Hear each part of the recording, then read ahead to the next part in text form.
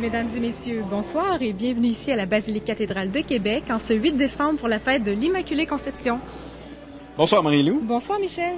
Quelle joie de se retrouver un an après encore dans la grande Basilique cathédrale Notre-Dame pour fêter l'Immaculée Conception, qui est aussi la fête patronale de notre grand diocèse. Oui, alors grande fête ce soir, c'est une solennité dans notre Église et c'est aussi ici pour le diocèse de Québec, la fête patronale.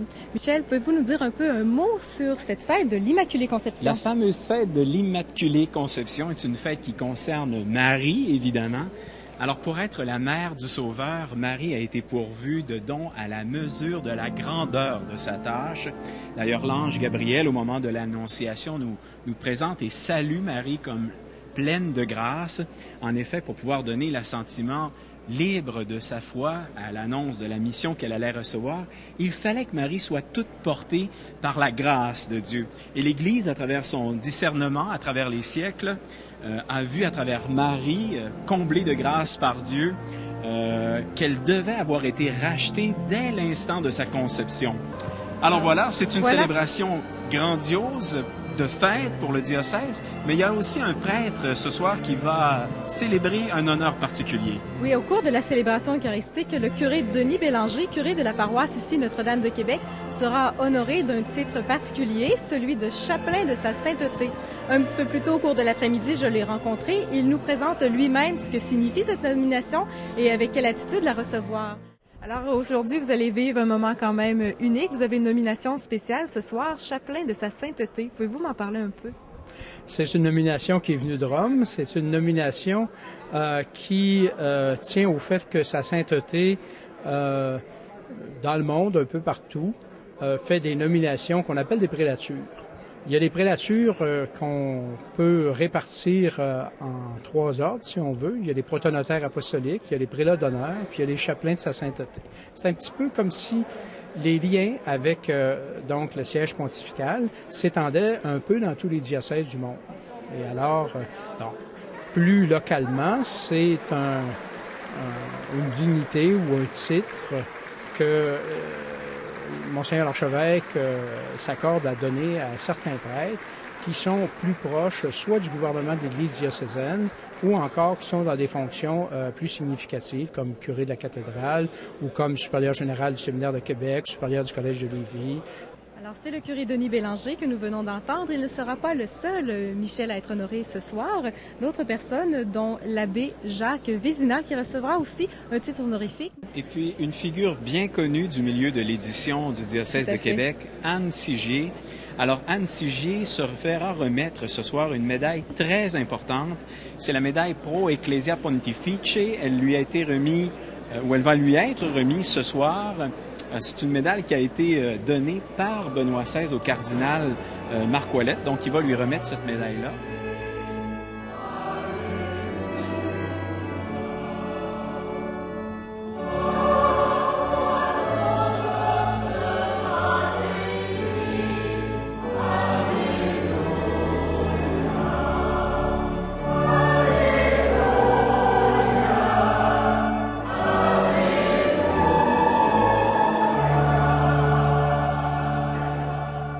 Sacerdotale désigné par sa sainteté le pape Benoît XVI en juin dernier nous donne l'occasion de resserrer nos liens fraternels et de manifester l'unité de notre presbytérium.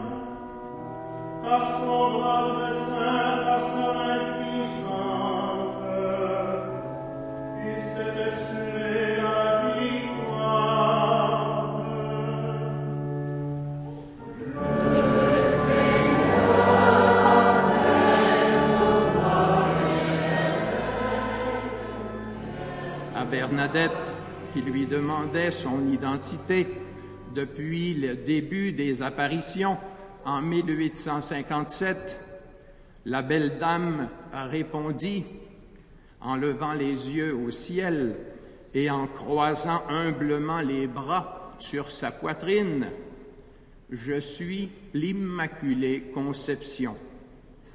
Je rappelle cet événement providentiel au moment où notre société québécoise s'interroge sur son identité culturelle et ses valeurs fondamentales.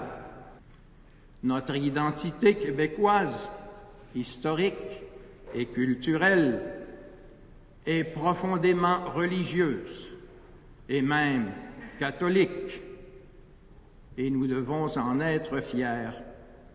Qui sommes-nous, sinon des fils et des filles de cette Vierge Immaculée, notre mère qui veille sur notre baptême depuis les origines de Québec?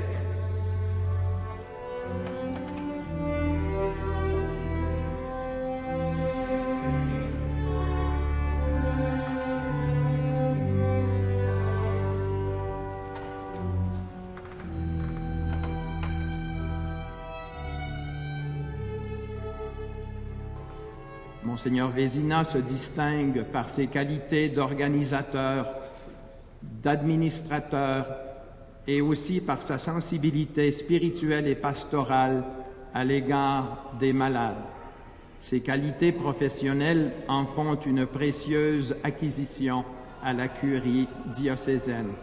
Je suis très heureux de lui remettre cette lettre de reconnaissance du Saint-Père qui le nomme prélat d'honneur.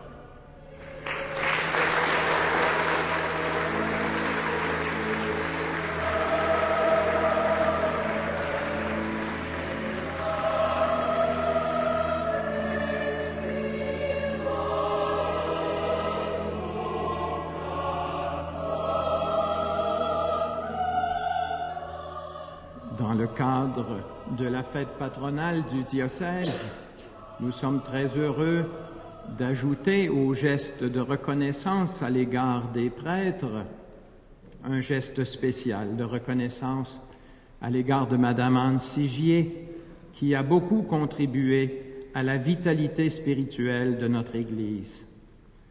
Madame Anne Sigier a reçu du Saint-Père la médaille Pro Ecclesia et Pontifice, une des plus hautes décorations accordées par le Saint-Siège à des laïcs qui se distinguent pour leur contribution à la vie de l'Église. Le motif principal de cette reconnaissance est l'œuvre des éditions Anne Sigier, qui a promu la connaissance de la parole de Dieu et la diffusion d'œuvres d'art et de spiritualité de haute qualité. Femme de silence et de prière, femme de compassion profonde, maîtresse d'éducation de la foi, vous recevez aujourd'hui un témoignage de reconnaissance qui édifie toute notre assemblée, notre société et l'Église que vous continuez à servir. Permettez-moi, en terminant, de vous remettre au nom du Saint-Père cette médaille Pro Ecclesia et Pontifice qui symbolise l'amour et la reconnaissance de l'Église à votre égard.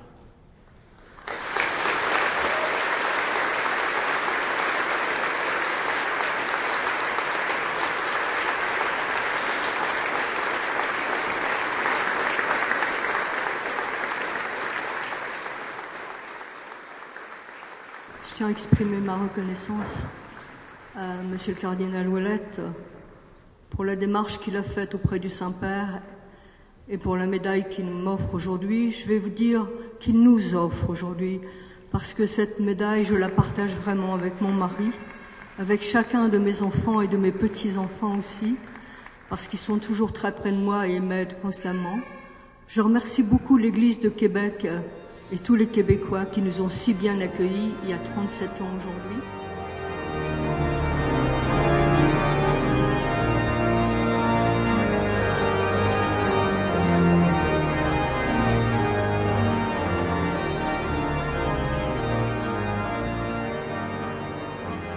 Monseigneur, de vous avoir devant moi, c'est une opportunité de revenir sur l'année sacerdotale. Le cardinal en a parlé également dans cette célébration.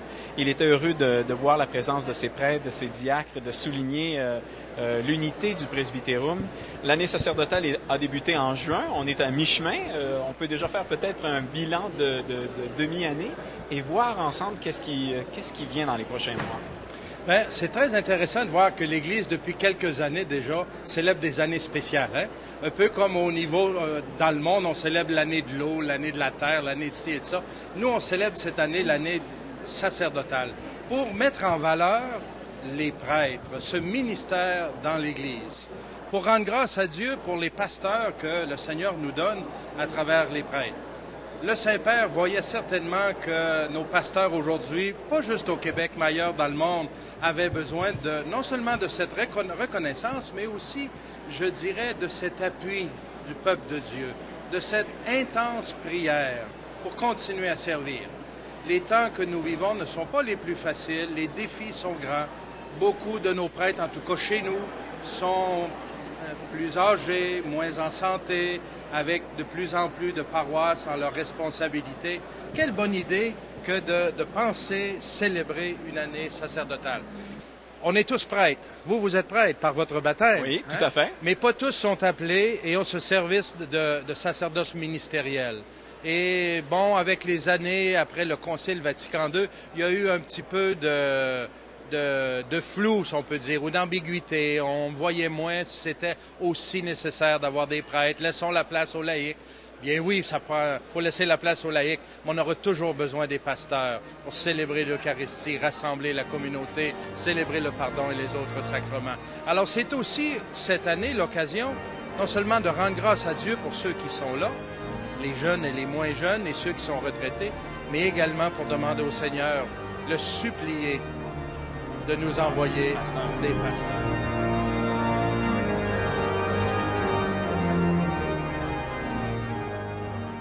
Alors à tous les diocésaines et diocésains de Québec, bonne fête patronale. Au revoir.